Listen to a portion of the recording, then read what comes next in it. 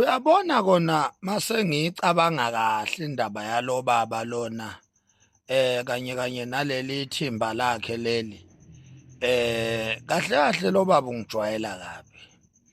Ya lo baba lo ungijwayela kabi impela lento yokuthi aphume ezidlangalaleni athi yena ubhizi ufunana nami.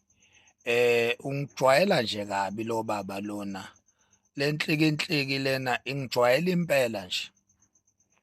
Mina ngazi ukuthi lo baba lo ingqondo yakhe ngempela isebenza kanjani. I really don't understand ukuthi ingqondo yalo baba lo isebenza kanjani.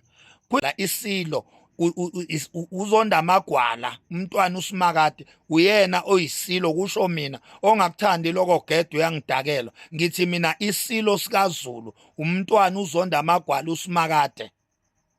Umntwana uzonda amagwala uSimakade isilo.